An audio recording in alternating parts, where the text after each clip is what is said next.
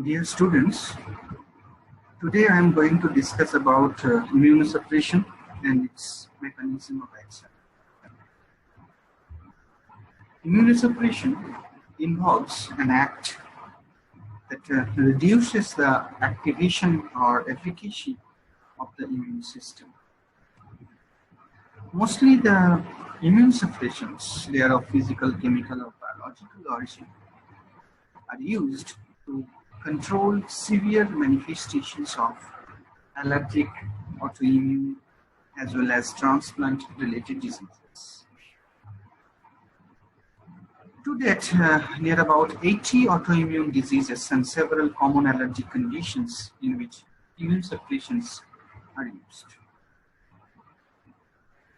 Immunosuppression can also be used to prevent the rejection of transplanted organs or tissues,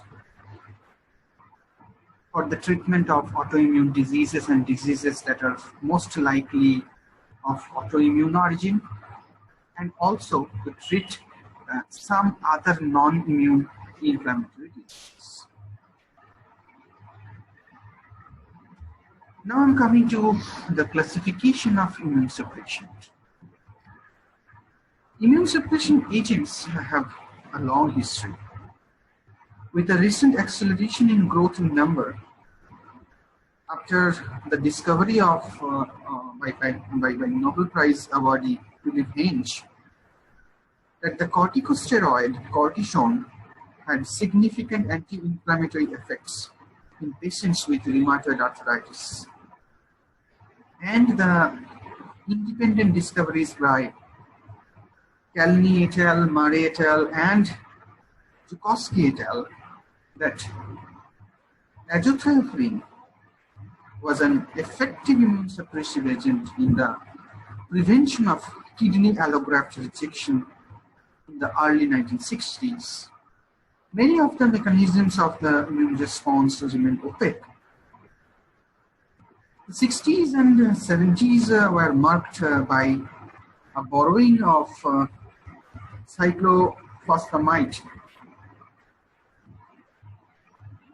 from the developing field of cancer chemotherapy for use in immune diseases and transplantation, whereas the use of anti-lymphocyte serum as a lymphocyte depleting agent gained favor in the developing field of kidney transplantation.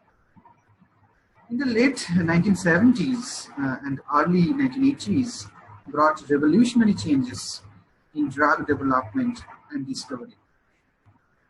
Two key developments were the technology to develop monoclonal antibodies for human therapeutic use and the discovery of the immunosuppressive effects of cyclosporine A from fermentation extracts of the fungal species Tolypocladium inflatum. In 1990s were the period of significant immunosuppressive drug development, because increased insight into B and T lymphocyte development, activation and proliferation, cytokine and chemokine signaling and proliferation, and complement activation led to targeted therapeutics, particularly monoclonal antibodies that could later be humanized.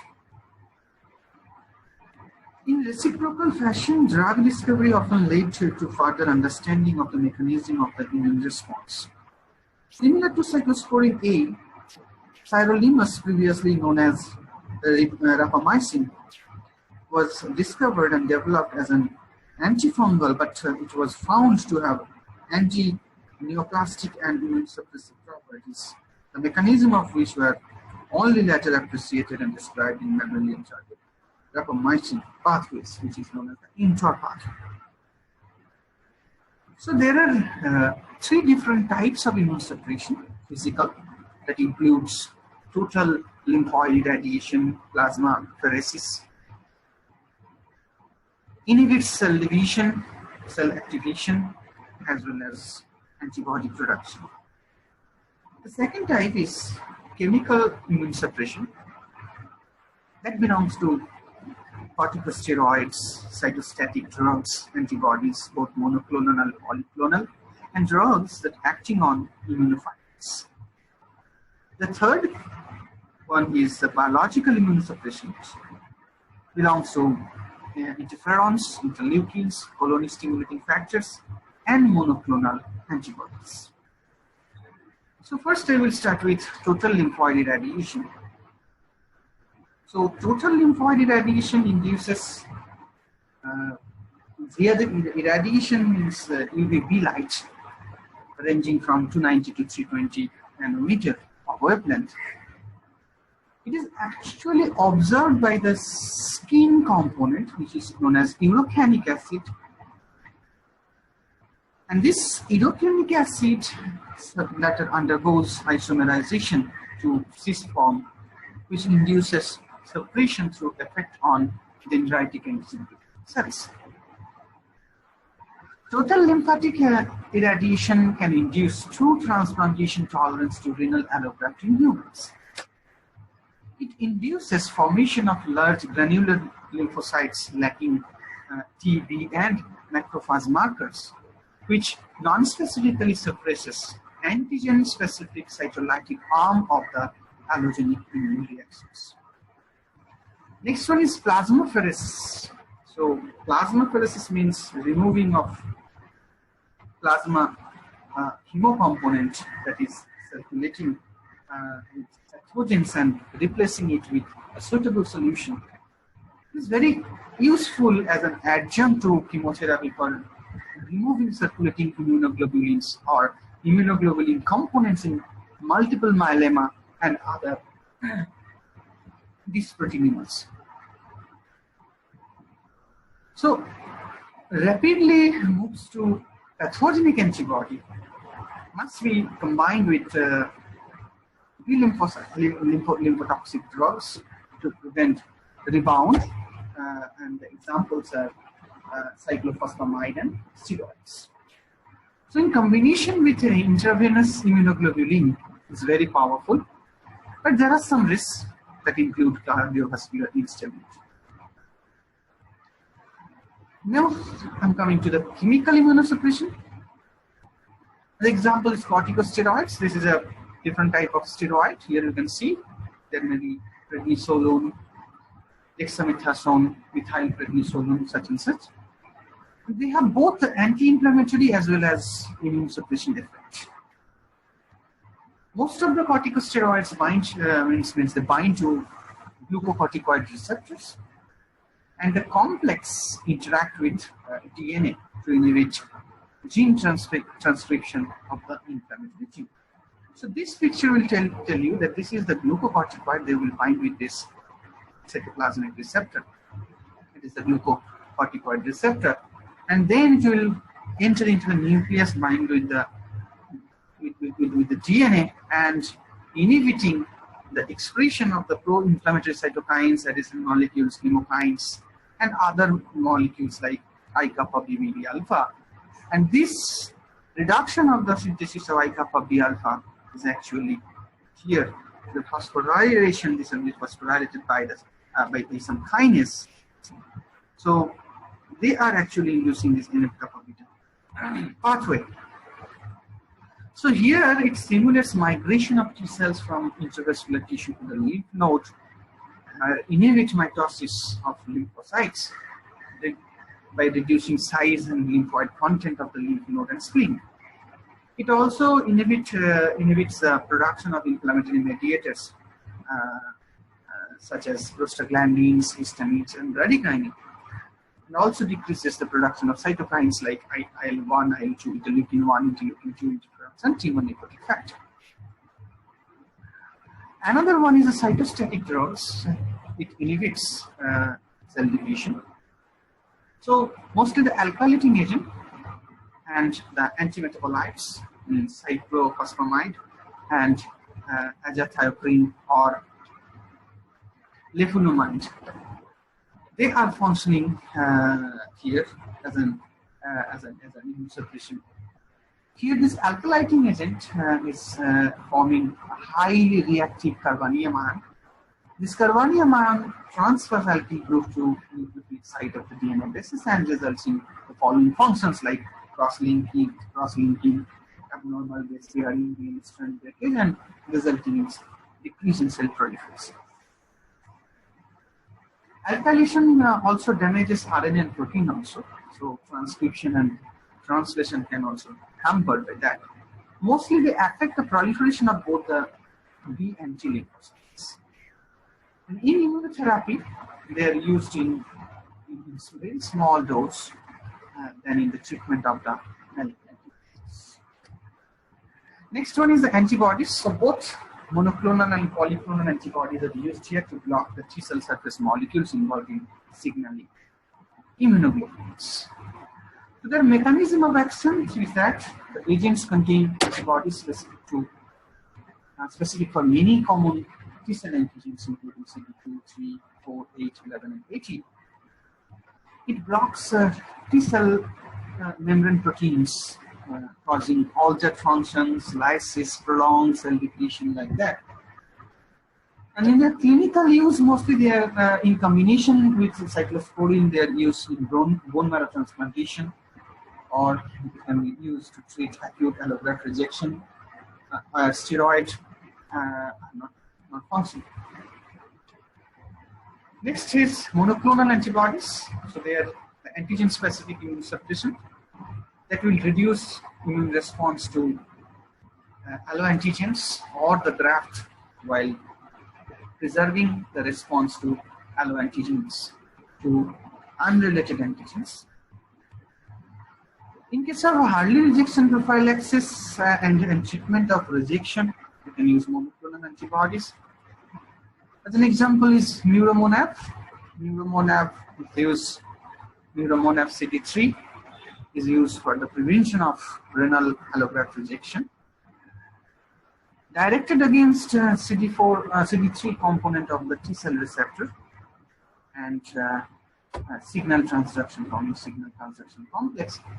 So the mode of action, if you check, that is a murine monoclonal antibody directed against the CD3 molecule on the surface of human trophocyte and mature T cells that blocks by killing the cytotoxic T cells and several other T cell functions.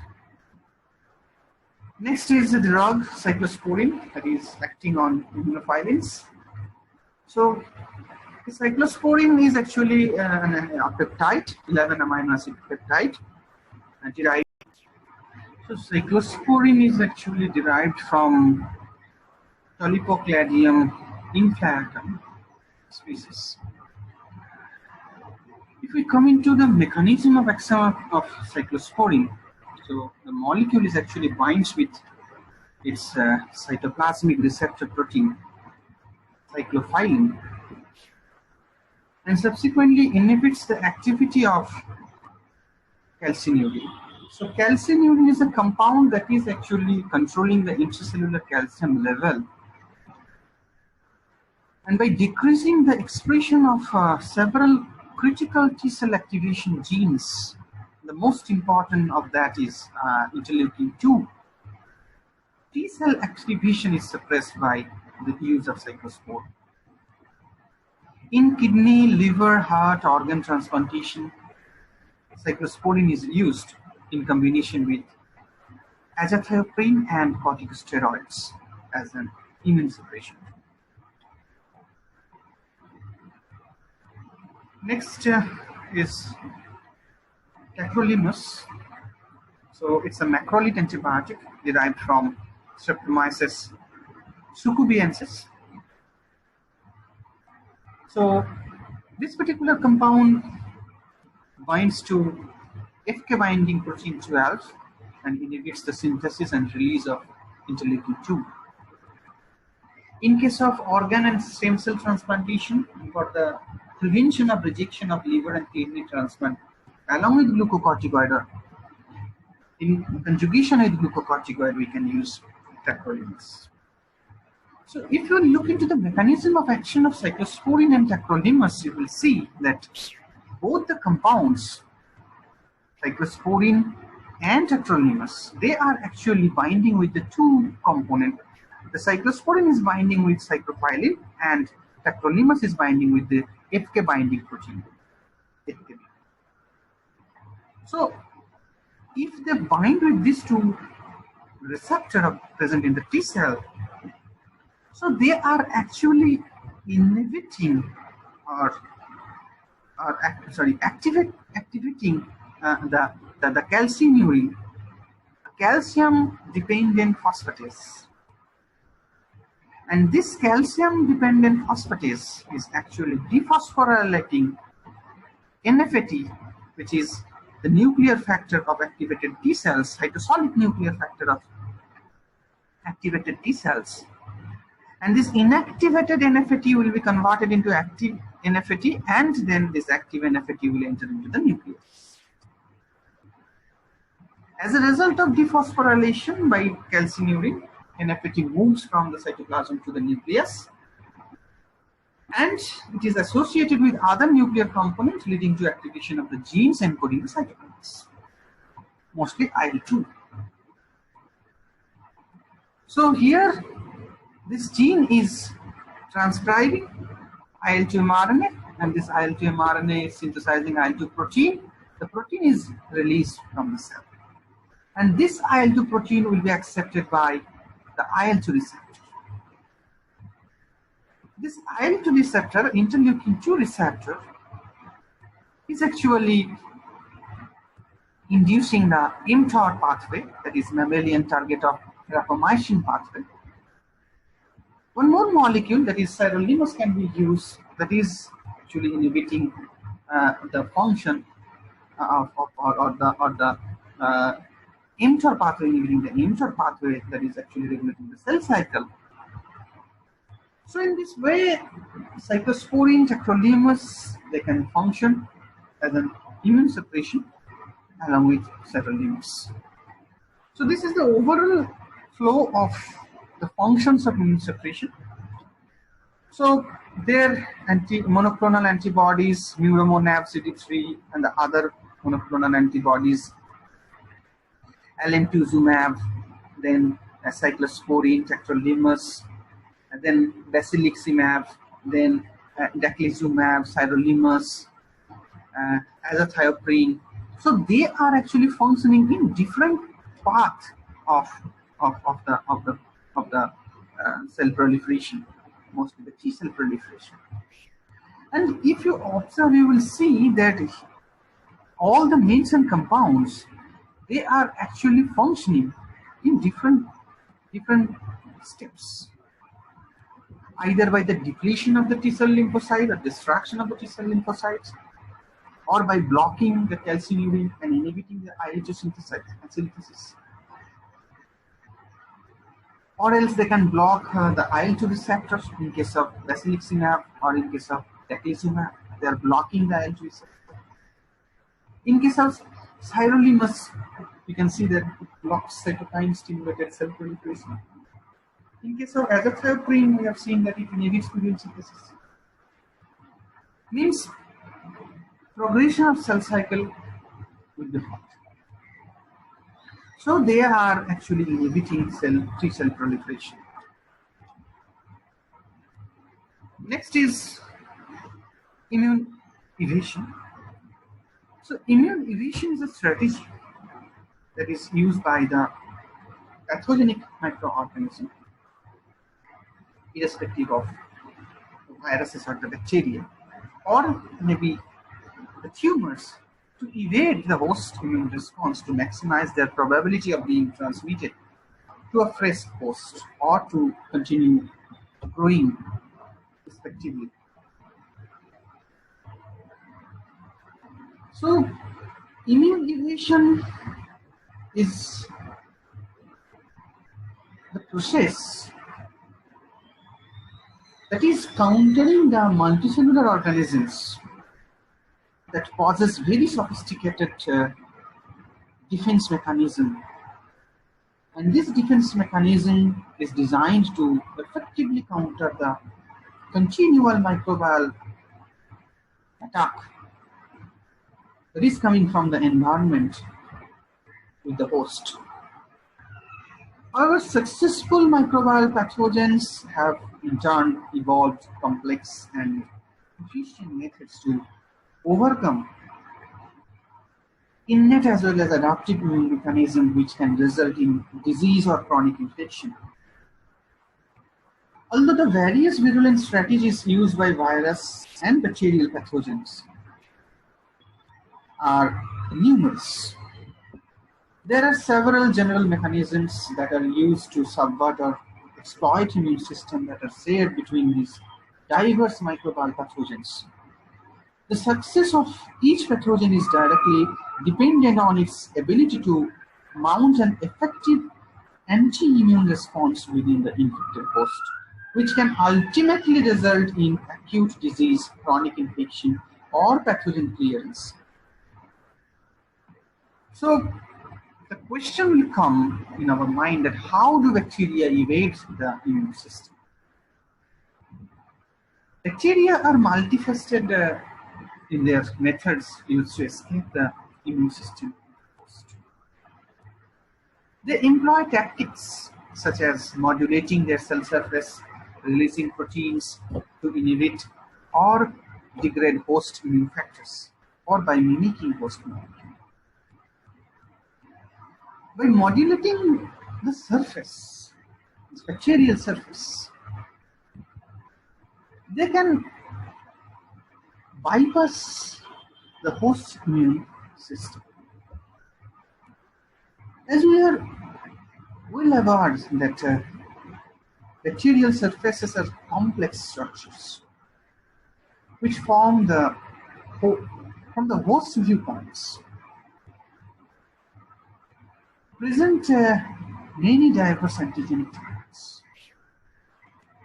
And a major difficulty for bacterial pathogens is hiding this complex surface of proteins and carbohydrates from immune surveillance and TLR recognition, yet exposing key molecules such as adhesions and invasions. A common mechanism of masking bacterial surfaces is to express a carbohydrate capsule. This mechanism is used by most extracellular bacterial pathogens that circulate systematically within the body.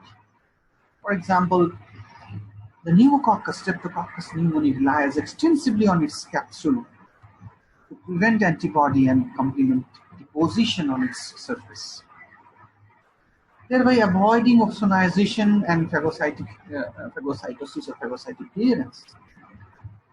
Similarly, bacteria that cause meningitis, influenza, Haemophilus influenzae, E. coli, K1, and Neisseria meningitis, they rely extensively on capsules to promote their extracellular lifestyle within the host by preventing antibody and complement deposition and insertion. Pathogens exposing surface capsules also often have filamentous adhesions that protrude through the capsular surface, enabling the adhesions to bind to host receptors, yet keeping the bacterial surface hidden. Lipopolysaccharides is a major surface exposed component in the gram-negative bacteria.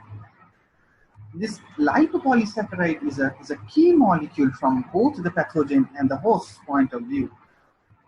The essential core component of lipopolysaccharide, that is lipid A, is highly conserved among most gram-negative organisms, and thus it plays a central role in activation of TLR such as TLR4.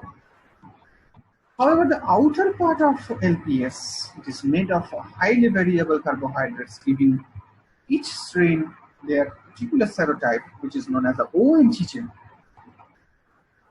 Thus, different strains of the same species can often reinfect the same host due solely to differences in O antigen.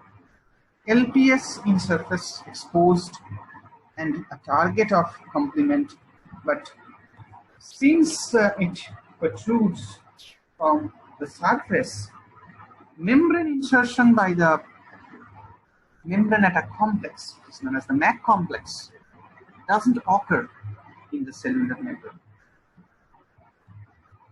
So, the ability to avoid detection by either the innate or acquired immune system is a central feature for both the viral as well as the bacterial pathogens. One strategy is to camouflage the surface of the microbe or the infected cell such that it is not recognized by the host surveillance systems. While another is to dampen immune responses such that complete immune response is avoided. So phagocytosis is a process by which bacterial pathogen can evade the immune response.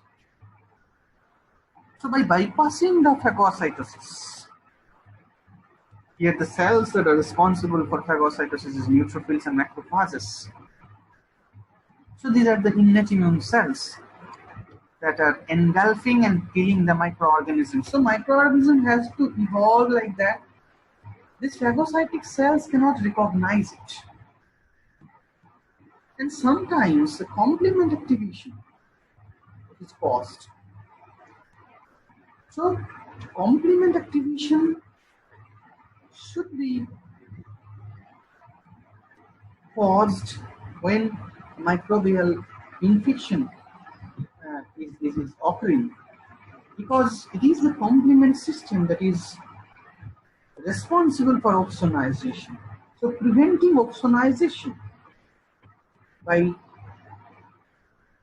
inactivating the complement protein, say C3b, and the antibodies IgM, is a major step or major strategic step of the pathogen to evade the immune responses.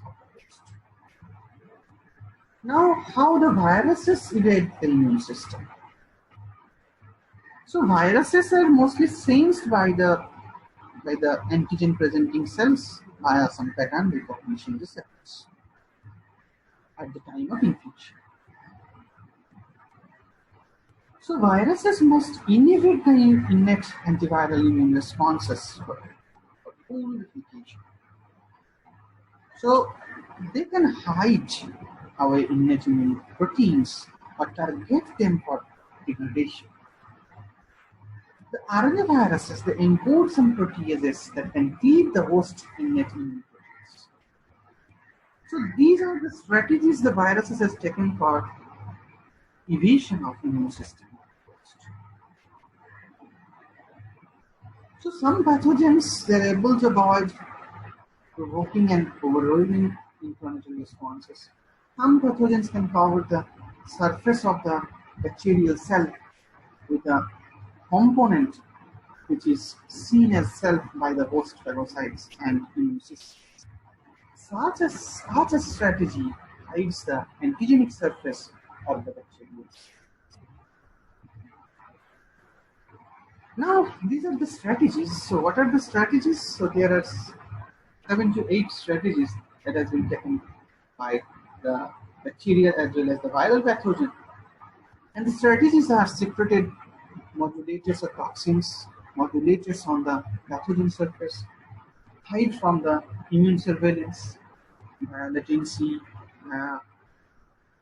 phagolysosomal, by avoiding phagolysosomal fusion, by inhibiting phagocytosis, or by infecting the immunoprivileged tissues, by antigenic hypervariability,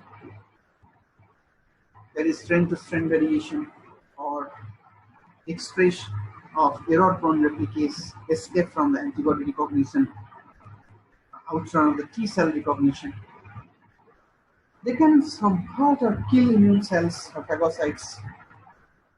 They can infect and kill the immune cells like dendritic cells, antigen-presenting cells, lymphocytes, macrophages. They can inhibit the cytotoxic T cells, natural killer cells. They can alter immune cell signaling. They can express superantigens. Or else by blocking acquired immunity via down-regulating MHC1 and 2, and also by releasing immunoglobulin A proteases by blocking antigen presentation. By inhibiting complement, so the complement cascade proteins, or else by proteases to degrade the complement. They can inhibit cytokines, interferons, and chemokines by blocking inflammatory pathways, activating alternative pathways, secreting proteases to degrade these proteins, or else by blocking secondary antiviral gene induction. And also interfere with TLRs by blocking or hijacking the TLR signaling, preventing TLR recognition, altering TLR ligands to decrease recognition, like that. So various mechanisms, various strategies has been taken by the pathogenic microorganisms to evade host immune system. For a virus or a bacterium to be successful pathogen, it must overcome or alter many normally very effective host defense mechanisms, including both innate as well as acquired immunity. Here you can see it in this picture. Although the field of immunology is well established, pathogens serve as excellent tools to probe immune function further. The use of relevant animal infection models provides the necessarily more complete set of chemical and cellular interactions that occur during infections. Moreover, technological advances such as genomics, proteomics, in vivo gene expression, now enabling investigators to follow infections and the accompanying cell biology in real time. Because of the robustness and genetic mechanisms of innate immunity, the ability to understand and exploit this highly effective system provides an attractive method to counter infectious agents. Now, the need to develop alternative antimicrobial therapies, antiviral therapies, antibacterial and antiviral therapies, and preventives are very critical. By studying how pathogens insinuate their own anti-immune systems into a susceptible vertebrate host, we can better understand the various Achilles heels of host defense, and thereby more precisely reconstruct the fundamental properties of microbiome. So this picture will tell you how they can modulate the surface, they can inhibit phagocytosis, hide from the immune surveillance, degrade the host receptors by modulating the surface modulators, inhibition of the antigen presentation. So these are the processes that can be taken up as a strategy by the bacterial as well as viral pathogen by releasing some proteases, the alteration of the signaling cascade, by alteration of the interferons, inflammatory responses, and also cytokine production, by secretion of toxins. So how they have evolved themselves, they have developed various mechanisms to overcome the innate and acquired immune system. So with new infectious diseases continually arising and classical infections ever present, this knowledge is very critical to contemplating new preventives and therapeutics. That's all for today.